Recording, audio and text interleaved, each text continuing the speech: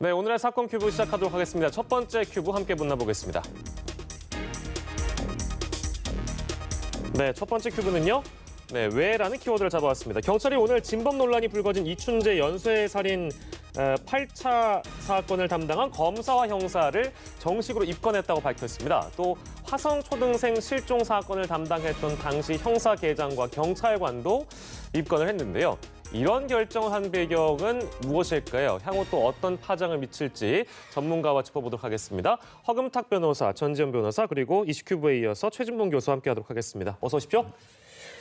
예, 경찰이 이춘재 관련 사건 당시 수사 관계자를 정식으로 입건했다고 발표했습니다. 먼저 이게 어떤 혐의를 받고 있는 건지 좀 알아볼까요? 네, 이제 오늘 경찰 브리핑에 따르면은 8차 사건과 관련해가지고 수사에 참여했던 경찰과 검사까지 모두 8명을 입건했다 이렇게 얘기를 하고 있는데요. 예. 구체적으로 살펴보면은 당시에 수사과장과 검사에 대해서는 직권남용과 불법 체포 감금죄로 입건을 했다고 밝혔고 예. 수사를 현장에서 담당했던 일선 형사에 대해서는 직권남용, 허위 공문서 작성, 그다음에 불법 체포 감금을 적용했다고 얘기하고 예. 지금 사망하거나 소재가 파악되지 않는 수사관들을 제외하고는 모두 51명을 조사했다고 지금 얘기를 하고 있습니다. 일단 최진봉 교수께서 계시니까요. 예. 대통령이 직접 발표하는 게 이례적인 거는 아닙니다만 그래도 의미가 있겠죠? 그렇죠. 아무래도 다른 뭐 수석이나 이런 분들을 발표할 때는 비서실장이 이런 분들 하죠 일반적으로. 그런데 예. 국무총리라고 하는 자리가 책임 총리로서의 역할을 하라고 예. 대통령이 계속 주장을 하셨고 그러다 보니까 이낙연 총리도 책임 총리의 역할을 했었고요. 예. 그런 무게감으로 봤을 때는 대통령이 직접 발표하시는 것이 예. 국무총리의 어떤 무게감이라든지 아니면 책임 총리로서의 역할을 할 수 있도록 예. 힘을 실어주는 부분이 있을 수 있다고 봅니다. 그런 차원에서 아마 대통령이 직접 나오신 것 같고. 예. 또 정세균 그 총리 후보자가 됐죠 이제 예. 육선의 또 국회의장 출신입니다. 예, 대통령도 그 말을 하셨는데 사실 국회 수장을 지내셨던 분이 총리로 하는 거 이거 뭐 좀 주저할 수 있는 부분인데 본인은 주저함이 없다고 얘기하면서 두 가지를 얘기했거든요. 하나는 예, 예. 경제 분야의 전문가다. 예. 정세균 지금 전 의장 같은 경우에 원래 정치권에 들어오기 전에 쌍용에서 상무이사까지 했던 분이에요. 그리고 정치권에 들어왔거든요. 그래서 예. 경제 분야의 전문성이 있고 또 산업부 장관을 참여정부 때 했었어요. 예. 그런 점으로 본다면 경제 부분의 전문성을 갖고 그게 사실 후반기 문재인 정부에서 가장 중요하게 관심을 갖고 추진해야 될 부분 아니겠습니까? 예. 경제가 어렵고 이런 상황이기 때문에 경제의 실질적인 성과를 내기 위해서는 실물 경제를 많이 아시는 분이 올 필요가 있었고 그런 예. 차원에서 정세균 전 국회의장을 선택했다는 주장을 하셨고 또 하나는 이제 국회의장을 역임하셨기 때문에 예. 국회의 통합 또 소통 이런 부분의 전문가다. 이제 뭐 발표는 안 하셨지만 예. 이제 국회의원을 또 지명하신 이유는 제가 볼 때는 이제 청문회 통과 이런 문제까지 함께 검토해서 아마 정세균 전 의장을 예. 국무총리로 내정하신 게 아닌가 이렇게 보여집니다. 예, 그 바로 아까 언급하신 그 지점이 하나의 논쟁점으로 등장했던 적이 있습니다. 그러니까 정세균 전 국회의장이 이제 총리 지명자 함업형에 오르면서 여러 네네. 보도들이 이제 쏟아졌는데 아니 그렇습니다. 국회의장을 했던 분이 예. 총리를 하는 게 맞느냐라는 그 지점인데 그거는 어떻게 좀 봐야 될지 그것도 한번 짚어주세요. 일반적으로 보면 입법, 사법, 행정 이렇게 세 권이 이제 나눠져 있는 거 아니겠습니까? 그리고 견제 역할을 하는데 그 예. 국회에 수장을 했던 분이 국무총리를 하는 거 이게 뭐 이례적일 수 있죠. 그리고 예. 일반적으로는 뭐 쉽지 않은 경우라고 봅니다. 다만 이제 중요한 것은 본인의 선택이라고 저는 생각을 해요. 정세균 전 국회의장이 예. 그걸 본인이 생각해서 내가 국회의장까지 했는데 총리를 하는 게 맞겠냐라고 생각하면 본인이 거절했겠죠. 제가 예. 볼 땐 그렇고 아마 본인도 제가 그냥 개인적으로 생각할 때는 예. 나머지 여생을 정말 국가를 위해서 마지막으로 헌신할 수 있는 기회를 갖고 싶었던 마음이 있지 않겠습니까?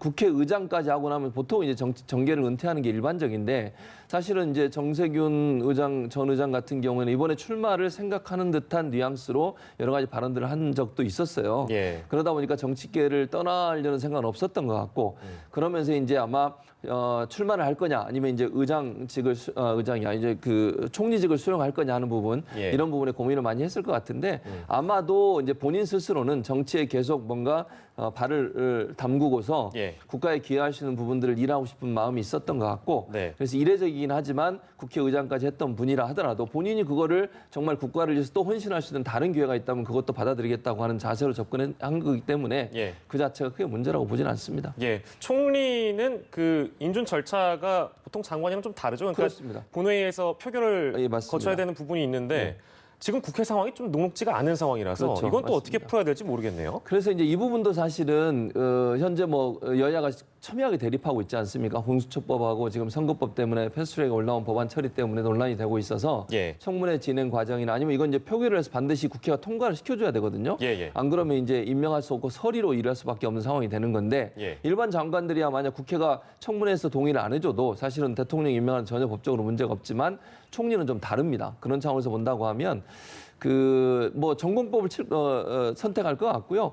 또 일부 이런 부분도 있을 거라고 저는 생각해요. 자유한국당 입장에서도 국무총리가 공석으로 오래 있는 것 자체를 예. 그렇게 국민들이 긍정적으로 보지 않을 부분이 있기 때문에 이거는 그 문제와 다르게 예. 접근해서 청문회도 진행하고 예. 또 청문회 진행과 함께 표결에 붙여서 어떤 결과가 나올지는 이제 지켜봐야 되겠습니다만 예. 참여할 가능성이 높지 않을까. 국무총리 임명까지도 보이콧하는 경우는 저는 나오지 않지 않을까 하는 그런 전망을 해봅니다. 예, 전망까지 좀 들어봤습니다. 자, 저희가 오늘 사건 큐브 주제를 진행을 하다가 총리 후보 지명 청와대 연결이 긴급하게 들어와서 이 내용 아주 짧게 좀 짚어봤습니다. 첫 번째 큐브 이춘재 연쇄살인 8차 사건과 관련된 내용을 저희가 이어가고 있는데요. 자, 다시 한번 정리하도록 하겠습니다. 오늘 이춘재 관련 사건 당시 수사 관계자들 정식으로 경찰이 입건을 했는데 어떤 혐의 있는지 저희가 정리하다가 넘어왔는데요. 전지현 변호사께서 다시 한번 정리해 주시겠어요? 예, 네. 그래가지고는 지금 이춘재 사건과 관련해가지고 8차 사건과 관련해가지고는 8명의 당시 수사 검사와 형사를 직권남용 혐의 등으로 입건을 했는데 일단 혐의가 있다고 생각해서 입건을 한 거고요. 예. 경찰이 당시에 수사관들을 들여다보게 된 배경은 윤모 씨가 이 부분과 관련해가지고 당시 본인이 범행을 자백했을 때 경찰의 가혹행위가 있었다는 진술이 있잖아요. 이 예. 진술에 따라서 당시에 수사 보고서를 검토한 결과 뭔가 미비점이 있다고 생각해서 조사를 하게 된 것으로 보입니다. 예, 근데 이제 그 어떤 지점이 발생하냐면 이 공소시효가 다 소멸이 되어 있는 상황에서 입건을 한다? 이 부분에 이제 물음표가 달리는 것 같습니다. 허금탁 변호사님. 이건 어떻게 봐야 될까요? 그럼 일제에도 한번 설명을 드렸던 것 같은데요. 예, 예. 이게 공사실이 완성되었는지 여부와 관계없이 이제 죄는 성립이 된 것이죠. 그런데 이것을 그냥 묻을 수도 있는데 워낙 예, 예. 수사기관의 어떤 과오가 좀 크지 않았겠습니까? 예. 그래서 어떤 과거에 선배 경찰들이 했던 예. 이 잘못을 속죄하고 과오를 또 바로잡고요. 예. 또 그리고 사실 당시에 국민들이 원했던 것은 어찌 보면은 범인을 살인한 범인을 잡아달라고 그랬던 것이지 예. 범인을 만들어달라고 했던 건 아니지 않습니까? 네네. 근데 이게 이렇게 범인을 만드는 이 상황에 대해서 예. 경찰이 좀 더 반성한다는 의미에서 그리고 그 당시 때 관여했던 사람들에 대해서는 우리가 서류를 좀 중요시하니까 예. 서류에라도 이 사람들이 이런 사유로 입건이 되었다는 흔적을 남겨서 예. 최소한의 어떤 양심적인 어떤 속죄라도 하게끔 한다는 것이 어떤 의미가 있지 않나 생각을 합니다. 예.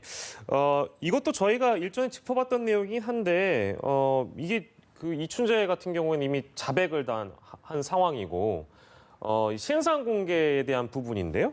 왜 얼굴을 공개하지 않는가? 얼굴 공개가 현실적으로 어렵다. 이런 물음표가 좀 달리는 상황인 것 같습니다. 그러니까 이름하고 나이까지만 공개를 하고 신상공개위원회에서 얼굴은 공개를 안 하기로 했잖아요. 이유는요? 근데 이제까지 신상공개가 됐던 사람이랑 이춘재랑 차이점은 뭐냐면은 이춘재는 지금 기결수 신분이란 말이에요. 이 사건과 관련해가지고 피의자로 입건되는 바람에 예. 수원 구치소로 이감이 되기는 했는데 형이 확정돼서 교도소에 들어가 있는 사람이란 말이에요. 기결수 예. 신분으로. 예. 그런데 이 사람의 얼굴을 공개를 한다는 거는 예. 이게 소극적인 방법으로만 공개를 하건 아니건 적극적으로 이렇게 사진을 통해서 공개를 하건 어쨌건 간에 공개가 어려운 거는 맞잖아요. 현실적으로. 예. 이 사람의 뭐 재심 사건과 관련해 가지고 뭐 증인으로 구인되거나 그런 예외적인 경우에 우연히 공개가 될 수는 있어도 이 사람의 공개를 원칙으로 한다는 거는 사실상 어려운 일이 맞지 않습니까? 그래서 얼굴은 이게 배제를 한다. 이렇게 고심 끝에 결정을 한 것으로 보여요. 그렇군요. 자, 그리고 경찰이 이 8차 사건 당시에 이 방법 중에 하나입니다. 국립과학수사연구원의 방사성 동위 원소 감정 결과에서 중대한 오류가 있었다. 이렇게 시인을 했습니다. 왜 이렇게 치명적인 오류가 그때 발생했는지 그것도 한번 짚어보면 좋을 것 같습니다.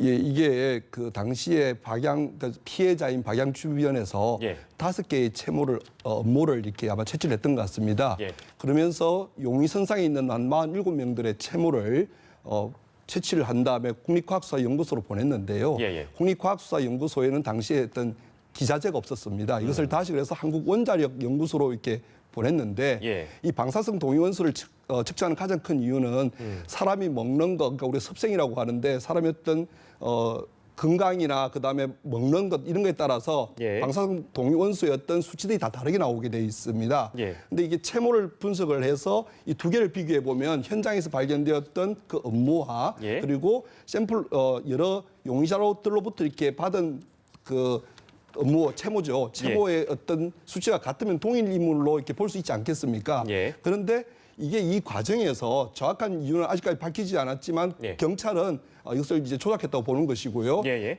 그래서 특정한 인물, 즉 그러니까 이게 여기서는 윤 씨겠죠. 이게 예. 당시에 용의자로 지목됐던 윤 씨를 염두에 두고 예. 방사선 수치를 그 업무와 같은 수치에 유사한 것들로 수치를 조작해서 예.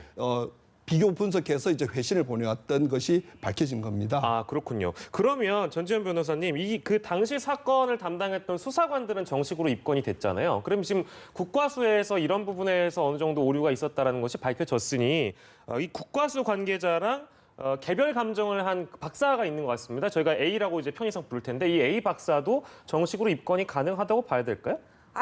오늘 경찰의 브리핑만 보면은 정식으로 입건은 좀 어렵지 않을까 싶은 게 예. 이게 입건을 하기 위해서는 고의로 어떤 증거의 결과를 조작했어야 되거든요. 근데 지금 당시에 경찰이 입건됐던 부분도 예. 이 감정 결과 조작과 관련된 부분은 아니란 말이에요. 오늘 예. 경찰이 허위 공문서 작성은 혐의가 없고 뭐 다른 거는 법리상으로 검토할 필요가 있다. 이렇게 얘기를 했단 말이에요. 예. 그러니까 당시에 감정 결과에 오류는 있어요. 판결문에 보면은 예. 동위원소 함량이 12개 원소 중 10개가 40% 이내의 편차를 갖고 40% 이내의 편차를 가지고 있어서 예. 동일 인물이다 이렇게 판단을 했다는 건데 예. 지금 분석을 해보면은 40% 이내면 동일이라는 근거도 없고 이 동위 원소라는 게 그 현장에 있었던 채모를 2개월 동안 계속 감정을 했는데 그 상황에서 이게 바뀔 수도 있다는 것과 예. 현장에서 있었던 그 이춘재의 채모와 윤모 씨의 채모가 1년 이상 차이가 난다는 거거든요. 그 비교를 했던 게 예. 그러면은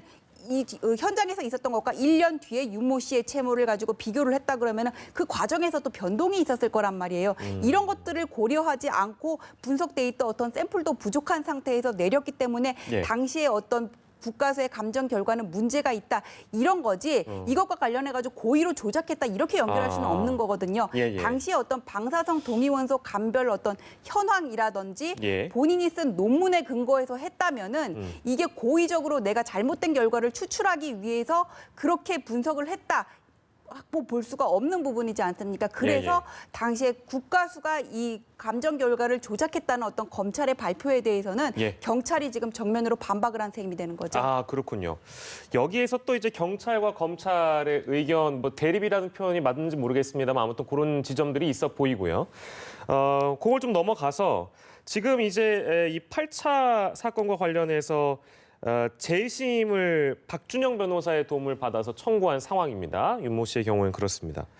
그렇다면 지금까지의 상황을 고려해 봤을 때 재심에도 영향을 좀 끼칠까요? 어떻게 보세요? 그렇다 변호사님? 뭐 지금까지 드러난 이것만 가지고도 예. 재심 충분히? 결정도 되고 그래요? 예, 재심도 앞으로 그러니까 재심 개시 결정도 되고 예. 재심도 인용될 것으로 보여집니다. 예, 그렇군요. 자, 그리고 아까 저희가 검찰과 경찰에 대한 얘기를 잠깐 이제 얘기를 해봤습니다만 뭐랄까요? 이제 그 검경 간의 갈등은 지금 이 사안 말고도 워낙에 최근에 불거진 사안들이 많이 있어서 아까 잠깐 저희가 언급한 이 검경 갈등 상황과 무관치 않은 것으로 보인다. 이렇게 해석이 가능합니까? 지금 이 전체적인 그림이 어떻습니까? 홍탁 변호사님 보시기에. 없지는 않을 겁니다. 그렇습니까? 예. 일단 저는 기본적으로 예. 건전한 경쟁은 국민들에게 도움이 된다고 생각을 하고 있고요. 예. 근데 이제 아마 경찰에서 최근에 뭐 청장이 이것은 갈등 상황은 아니고 검경이 함께 다 책임을 져야 된다는 취지로 얘기를 말씀을 하셨는데 예. 아마 그 이면에는 이런 게 있는 것 같습니다.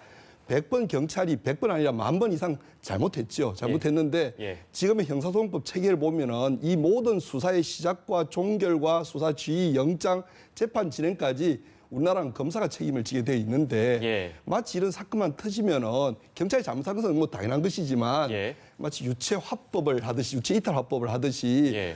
검찰은 문제가 없고 경찰이 잘못했던 형식으로 하다 보니 예. 이 부분을 조금 더 경찰청장 입장에서는 조직의 수장으로서 한 번 더 언급을 한 것으로 보여집니다. 예, 검경 모두 책임이 있다.